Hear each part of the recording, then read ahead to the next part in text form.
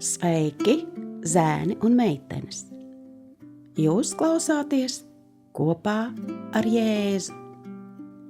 Šeit mācīsimies, cik ļoti Jēzus tevi mīl un ka viss, ko tu dari, ir īpašs, ja to dari kopā ar Jēzu. Tevi sagaida kāds jauns un aizraujošs Bībeles stāsts, ko tev sagatavojis pats Dievs. Vai esi gatavs? Šobrīd skan Atverot Bībeli pirmsskolas vecuma bērniem. Šis būs A gada, 1. ceturkšņa, Mans mīlošais Dievs, 3. nedēļas lasījums.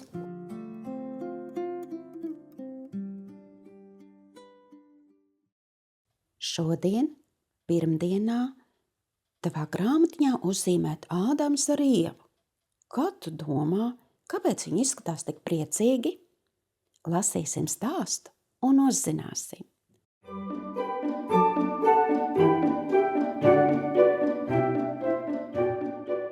Svētīga, svēta diena. Putni dziedāja savas rīta dziesmas, bija sabats, pats pirmais sabata rīts. Iedomājieties, ka Ādams un Ieva pamostas, lai pavadītu visu dienu kopā ar Dievu. Katra jauna diena Ēdenes dārzā bija aizraujošs piedzīvojums, bet 7. diena, sabats, bija ļoti īpaša diena. Dievs izdarīja kaut ko brīnišķīgu. Ko viņš izdarīja? Izlasīsim 1. Mūzus 2:3.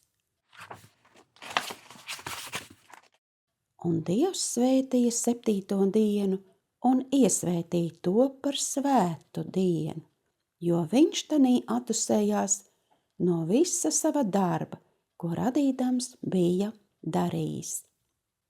Sabats bija Dieva svētīts. Kad Dievs kaut ko vai kādu svētī, viņš to īpaši aplaimo. Dievs svētīja 7. dienu, sestdienu, lai tā būtu īpašs laiks, kurā mēs varētu viņam tuvoties. Iedomājieties, ka Ādams un Ieva priecīgi sarunājas, smejas un dzied kopā ar Dievu.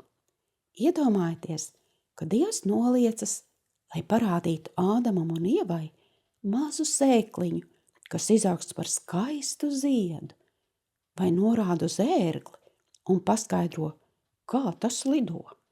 Iedomājieties, ka paglaudāt draudzīgus trušus un lapsas, un pirmo reizi kopā nogaršojat sulīgu arbūzu.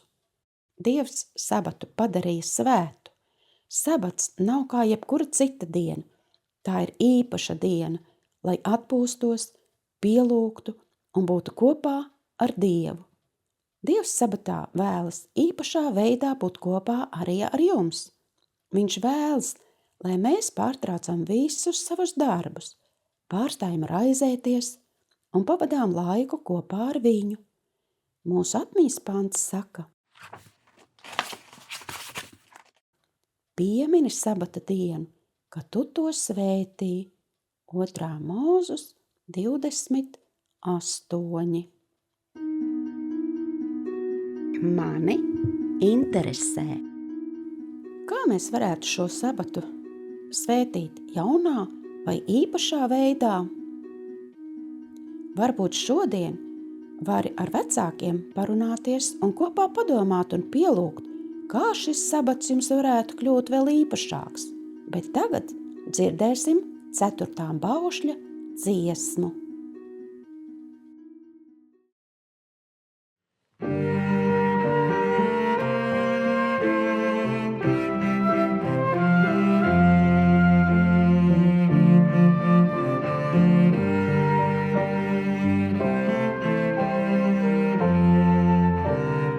Piemini sabata dienu, ka tu to svētīsi.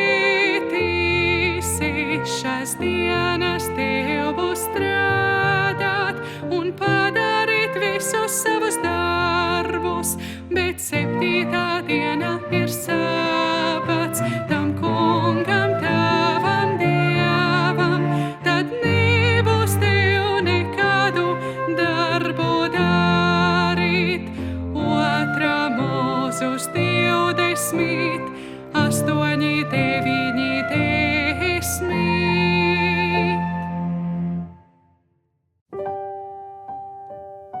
laiks lūgšanai.